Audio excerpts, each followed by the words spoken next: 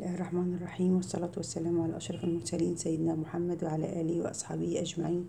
اللهم صل وسلم وبارك عليه.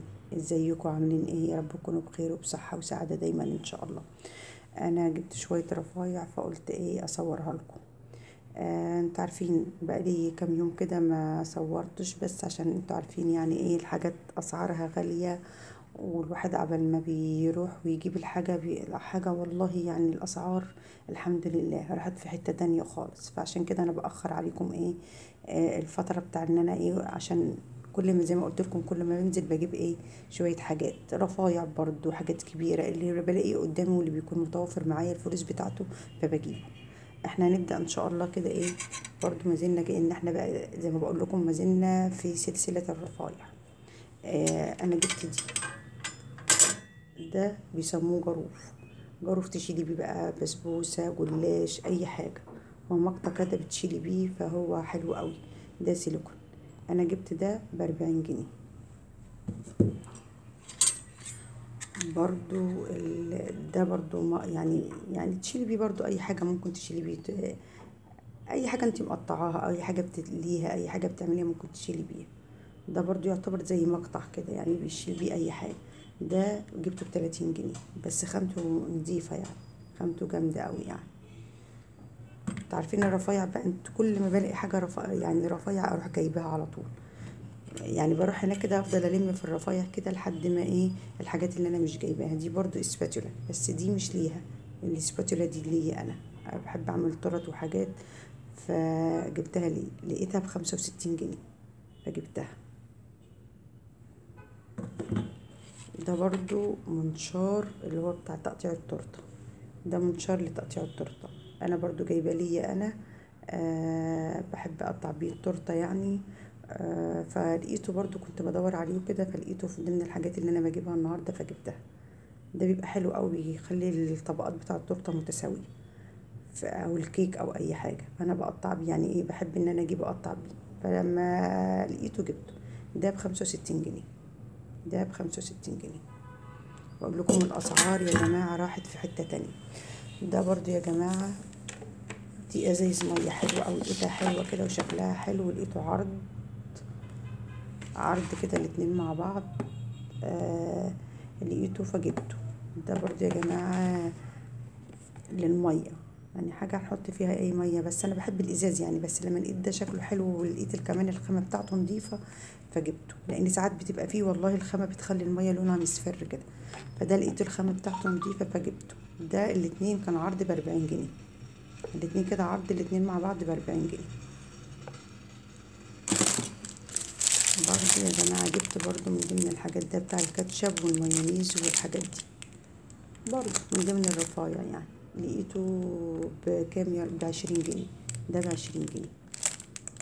ده ب20 جنيه. دي من ضمن حاجات برضو اللي انا لقيته يا جماعه. هو ايه، بس بعد ما جبته بقى مش عارفه.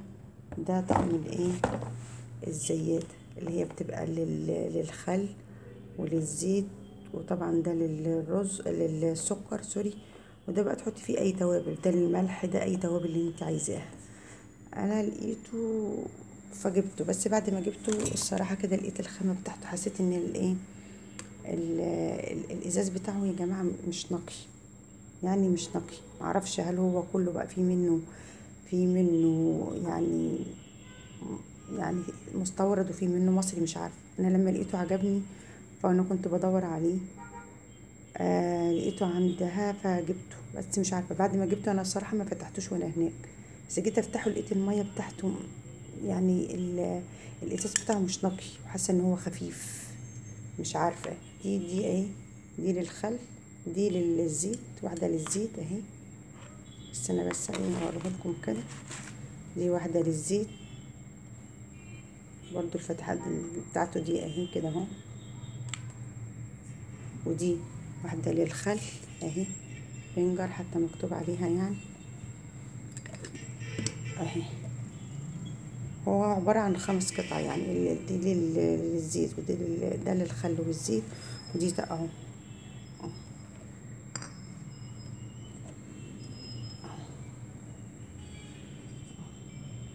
معلش بس انا ايه طلعته وايه طلعته عشان ايه ما اقعدش اعمل واخد وقت في التصوير وكده. طلعته اهو، ومعاهم اللي هو الايه المعالق بتاعته، يعني كل واحده معاها ايه المعلقه بتاعتها. انا بعد ما جبته حسيت ان هو الخامه بتاعته مش قوي، مش عارفه، يعني حسيت ان الخامه بتاعته مش عارفه بقى في منه مستورد وفي منه مصري، او هي دي المصري مش عارفه.